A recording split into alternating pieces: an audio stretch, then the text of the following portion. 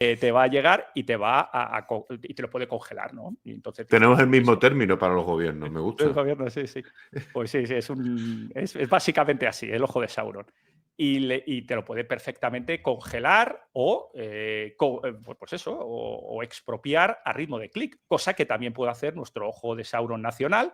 Si tú considera que tú debes o no debes dinero a la hacienda, a Sí. lo que sea, te puede hacer en tu cuenta corriente, tu cuenta de broker y cualquier cuenta que tengas, te hace un clic congelado o Pero pignorando con las el oro ha acciones. pasado también. Hubo épocas en Estados Unidos que No. se Ahora requiso te lo todo el cuento. oro. Se requiso todo el oro, No, no, ¿no? ahora te lo cuento, Juan, ahora te lo cuento. Vamos a Vale, la vale. parte esta de Ucrania y ahora vamos a la parte Vale, vale, vale. de requisar el oro.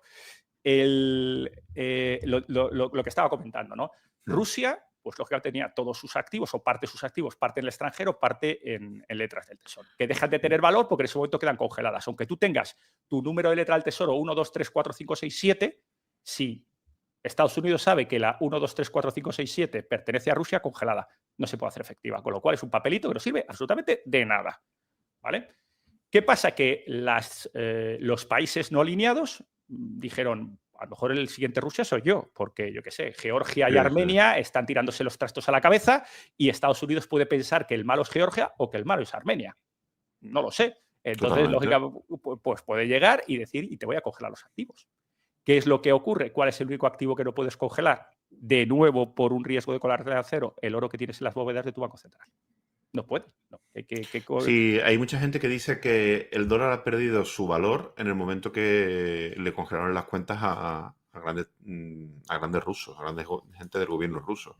Perdió su valor de colateral mínimo, porque el Sí. dólar siempre ha tenido un colateral, efectivamente, es un activo mega seguro, pero un colateral mínimo, que Mm. es el gobierno de Estados Unidos. Y ahí, cuando has activado ese colateral, que es cuando has congelado esos activos, es cuando se te ha ido totalmente de las manos. ¿Qué pasa? Que un Claro. montón de países, lógicamente, buscan independencia. No quieren depender de que Estados Unidos les considere los buenos o los malos de una película, de miedo, la que sea. Con lo cual, pues lógicamente tiran de oro como pues eso, de compras continuas. Ahora mismo China lleva comprando 10 meses consecutivos, paró 5, pero lleva otros 14 meses comprando. Es una salvajada. Y da igual a precio, porque claro, tú estás pensando y dices, joder, es que China está comprando oro en máximos. Sí. Y otro montón de países está comprando oro en máximos. Turquía está comprando oro en máximos. Y esas son la gente que hace las economías. Entonces, dices, oye, y es el otro lado, y también extremadamente importante, los países alineados, le hace Unión Europea, Estados Unidos, Canadá, bueno, Canadá no, que no tiene oro, por cierto, pero Australia, Corea del Sur, no venden. O sea, es decir, estamos en un mundo en el que si no te crees al sistema, compras, y si eres el sistema, mantienes.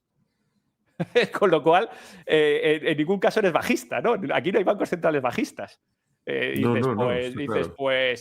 Respondiendo un poquito y abundando en la pregunta que me hacías antes, ¿cómo sabes que el oro está caro o barato? ¿No? Ya ahora hablando más de una manera menos conceptual, digo, hombre, los bancos centrales no suelen comprar para perder dinero cuando ellos son los que controlan las economías, así de entrada, ¿no? Con lo cual esa parte es importante. Yo realmente, si empezara a ver varios trimestres consecutivos en los cuales los bancos centrales empiezan a deshacerse posiciones de oro y de manera importante, pues a lo mejor te replanteas o nos replanteamos todo lo que estamos comentando, pero ahora no es el caso. ¿Vale? Y ahora puedo ir, si quieres, a responder la pregunta Sí, sí. de Roosevelt. Bien, a ver, Dale. esto se dio, no fueron que prohibieron, pero nadie quitó a nadie. Vamos a explicar un poquito el trasfondo, un pelín histórico y también, por supuesto, en qué consistía el decreto. Básicamente, en esos años, en los años de la posguerra, la Primera Guerra Mundial, había patrón oro. Es decir, todo el dinero que Vale. circulaba y los billetes que circulaban estaban respaldados por oro. O eran monedas directamente de oro o bien eran certificados de oro respaldados. Problema, pues lógicamente después de una guerra mundial, pues lógicamente había países que lo pasaron horrible, especialmente los perdedores, ¿no? Como por ejemplo Alemania, que hubo pues hiperinflaciones de la República de Weimar, etcétera. Todo esto se trasladaba lógicamente a toda Europa, los acreedores, claro, pues si tú no puedes pagar, todo eso está muy bien, pero si te obligan a pagar en oro deudas de guerra y no puedes, pues tus acreedores tienen problemas, voy a decir, no voy a decir tan graves como los tuyos, pero desde luego sí, ¿no? Porque claro, ellos al fin y al cabo tienen deudas y no reciben ese... ¿Cuál era la solución, entre comillas? Pues dices, pues oye, pues vamos a despojar, bueno, vamos a decir, vamos a hiperinflacionar el oro de tal manera que valga más papelitos, pero claro, estaba la onza de, o por decir así, por ejemplo, la libra esterlina era una moneda de oro que pesaba 7,99 gramos con una pureza de 0,917. Si yo necesito más onzas esterlinas, necesito más oro. Vale, desgraciadamente solo se extrae un 2% de oro, me refiero a un crecimiento de oro del 2% sostenido, con lo cual no puedo conseguir más libras esterlinas por mucho que yo quiera. ¿De cuál es la solución? Pues hacer que 2 libras esterlinas sea una moneda de oro. Problema, que la moneda de oro está circulando. Entonces eso hay que sacarlo del mercado. Y fue un efecto que no solo pasó en Estados Unidos, sino que hubo una revaluación, o vamos a decir, una salida del patrón oro que empezó pues, en Alemania, luego pasó por Francia, luego en Inglaterra, etcétera, etcétera. Y luego, al año después, fue cuando lo hizo Estados Unidos, que fue básicamente una salida del patrón oro que necesitaba ese decreto. Entonces, claro, si yo tengo no sé cuántos millones de monedas dando paseos por ahí en los bolsillos de la gente, ¿cómo hago para sacarlas del mercado?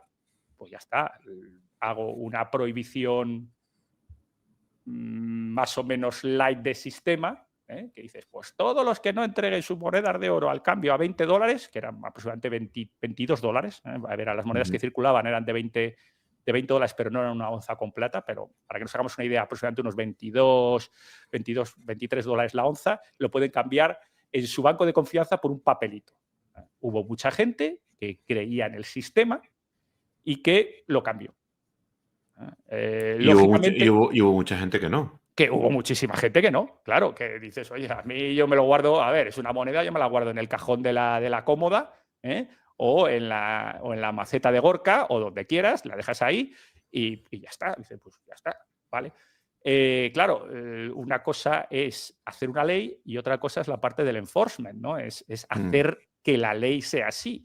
Es imposible, literalmente imposible, que vayan casa por casa buscando oro. O sea, ¿no te aparece la Guardia Civil buscándote oro en tu casa y te diga, usted tiene oro? Digo, o no.